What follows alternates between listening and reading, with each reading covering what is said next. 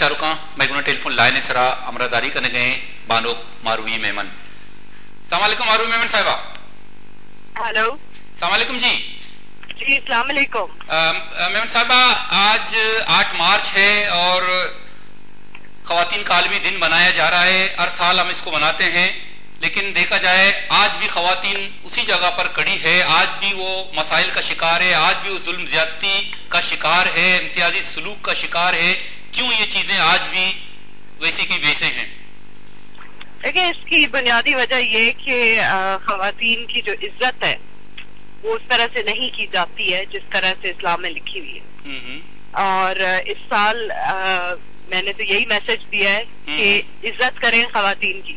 जब इज्जत होगी तो ना कारोकारी होगी, ना खवातीन पर कोई हाथ उठाने की किसी जरूरत होगी, ना उसके साथ तेजाब के पर फेंका जाएगा, ना उसके साथ कोई फाइनेंशियल स्कैम्स किए जाएंगे मिल्कियत के पीछे। जी जी। तो ये सारी चीजें, ये सारे जो खौफनाक किस्म के जराइम होते हैं औरतों के साथ, चाहे वो रेप हो चाहे वो गैंग रेप हो, वो सिर्फ इसलिए होते हैं क्योंकि इज्जत नहीं है खवातीन की इस माशरे में जिस लेवल पे होनी चाहिए, जिस लेवल पे हमारे मजहब में लिखी हुई है। जी जी जी। तो कानून साजी तो भी हो रही है और इस हवाले से हम देखते हैं कि मतलब कानून भी है, लेकिन अमल दराम नहीं होता। और जो जो लोग पार्लियामान में बैठे हुए हैं वो प्रोटेक्शन दे रहे हैं, नॉट सारे, जारी बात है, कुछ उनमें से बैड एग्स हैं जी जी, जो पार्लियामान में बैठे हैं जो प्रोटेक्शन दे रहे हैं कल्प्रिट्स को।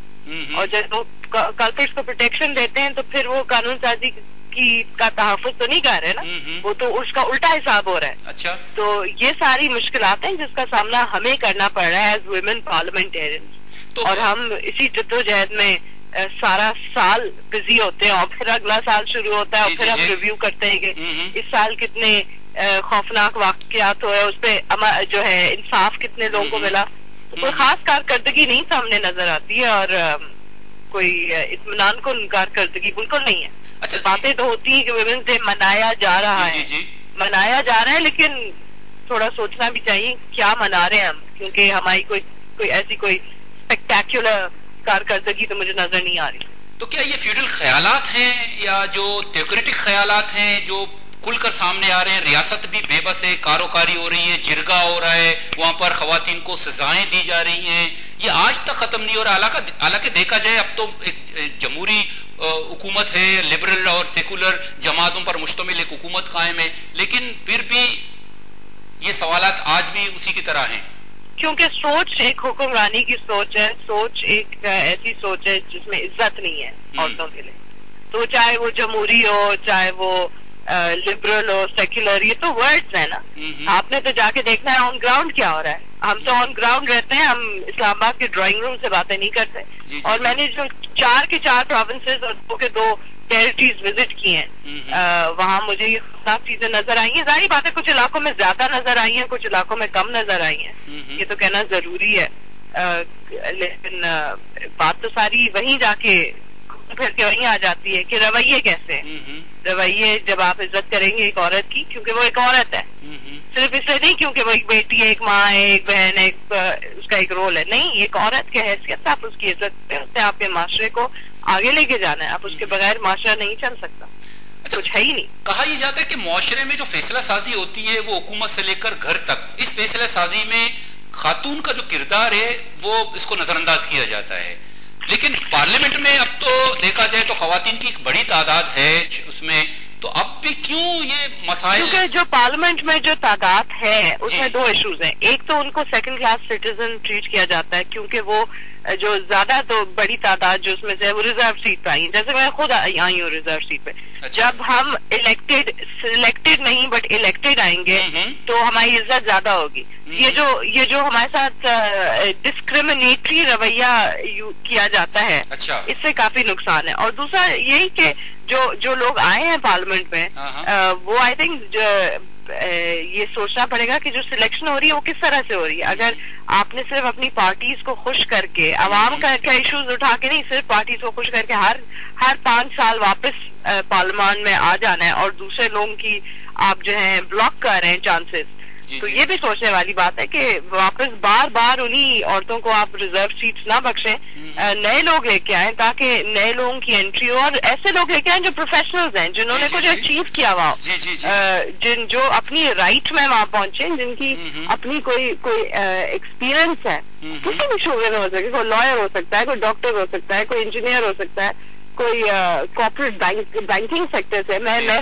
फॉर एग्जांपल मैं बैंकिंग सेक्टर से आई थी पार्लियामेंट में, और मैं एंटरप्रेन्योर थी, मैं बिजनेस करती थी, अब तो नहीं करती लेकिन उस वक्त करती थी। तो मेरा अपना एक मेरा एक्सपीरियंस मैं लेके आई थी। तो अगर एक्सपीरियंस औरतें आएंगी तो हाँ, फिर वो वैल्यू ऐड कर सकेंगी। लेकिन अगर वही रवायती जिस तरह से अंदाज से बाकी सारे मर्द लोग आ रहे हैं, फ्यूडल कह लें या इंडस्ट्रियलिस्ट कह लें, क्योंकि दोनों सोचें हुक्मरानी वाली है। सिर्फ ये जो फ्यूडल है ना, एक के पीछे भागना ही गलत है। ये फ्यूडल और ये इंडस्ट्रियलिस्ट बात सारी एक है, ये एक हुक्मरानी वाली सोच है, इसको बंद करना चाहिए। ये VVIP कल्चर, ये सारी चीजें उसी में होती हैं, इसमें कोई औरतों की कोई इज्जत नहीं है इस कल्चर में। अच्छा मोहतरमा, सन 2000 में कौमी कमीशन बराए वकार नस्वा के नाम से कमीशन तश्कील दिया गया था। उसके बाद कानून साजी भी हो रही है, उसमें देखा ये जा रहा था कि हुदूद ऑर्डिनेंस से उसको देखा जाएगा, कसास और जिनसी तशद्दुद, काम करने वाले जगहों पर जिनसी तशद्दुद, खवातीन के लिए शोहरियत के कवानीन में नरमी, खवातीन के लिए मुलाजमत में कोटा और खवातीन के तहफ़्फ़ुज़ का बिल, इन सब में काफी अच्छी लेजिस्लेशन हुई है PML के दौर में। मैं तो उस वक्त हुकूमत में नहीं थी, लेकिन मुझे पता है कि मेरी पार्टी के दौर में लास्ट पार्लियामेंट अच्छी लेजिस्लेशन हुई है। मैंने आपको बताया ना, जो सोच है, जो लोग बैठे हैं पार्लियामेंट में, वो किस तरह से इम्प्लीमेंट होने देंगे अगर उनकी एग्जिस्टेंस वो समझते हैं कि वो चीजें जा रही हैं। तो क्या ये बेहतर नहीं कि जितनी खवातीन वहाँ बेटी हैं पार्लियामेंट में, चाहे वो किसी भी पार्टी से उनका ताल्लुक हो, लेकिन खवातीन के इशू पर कम से कम उनको उसलिए जो है हमने विमेन कॉकस बनाया था, इसी सोच को सामने रखते हुए। और फिर कुछ आई थिंक 1 साल के बाद मैंने खुद रिजाइन किया उस कॉकस से, क्योंकि मैंने समझा कि वो कॉकस बिल्कुल फजूल एक कॉकस था, क्योंकि उसमें से कोई कारकर्दगी आ नहीं रही थी। तो जब इस तरह का एक कॉकस बना भी, तो उसकी कारकर्दगी बहुत मायूसकुन रही, क्योंकि वही प्रोटेक्शन हो रही थी। जब मैं रियल इश्यूज लेके जाती थी वहाँ, तो वही पोलिटिसाइजेशन हो रही थी, और वही जो है उन इश्यूज को पीछे अंडर द कार्पेट वाली बात चल रही थी कि मतलब रियल इश्यूज को टैकल नहीं करना चाह रहे। लिखा पढ़ा ड्राइंग रूम में बैठ के सेमिनार्स, हाँ उन चीजों में तो माहिर था वो कॉकस, लेकिन जो एक्चुअली तशद्दुद के जो केसेस थे वो नहीं कर पा रहा था, क्योंकि डिसीजंस उन हुक्मरानों के खिलाफ वो ले नहीं पा रहा था। तो जब इतना बेबस हो वो कॉकस, तो उस कॉकस में बैठना तो फिर मेरे उसूलों के खिलाफ ही था। बहुत बहुत शुक्रिया मोहतरमा मारूवी मेमन साहिबा। बोले चारों का बानुक मारूवी मेमन साहिबा गप्तरान करना गया, और अभी हमें गप्पा जाना गया कि एक माइंड सेट है, चाहे पार्लियामेंट अगर हिंदू के मर्दों में भी, फ्यूडल में भी या इंडस्ट्रियलिस्ट में भी ये एक मखसूस एक माइंड सेट या हुक्मरान जोड़ बुतगा, और अर्च कानून है कि बनी भी, लेकिन आई सरा इम्प्लीमेंट न भी परचा के आइन वती एक माइंड सेट जोड़ बुता और नलूटा कि आ चीज खत्म भी परचा के हुक्मरानी मर्देनानी हस्ते और आ नलूटा के ये हुक्मरानी खत्म भी पमिश कमा बेचारे के ये वड़े जमहूरी हुकूमत दौरा भी जरगा बह गया, और जरगियानी ताहा जोस्तेना जनीनानी बारे जोस्तेना फैसला कनक बह गए, आयना सजा देख बह गए, और जनीनानी हवाले जो लूगी तशद्दुद अंगा तक बह गए, वो कंटिन्यू बह गए। गुले चारों का वाद गुंडे ब्रेक किए, ब्रेक का पद बंद मकाए।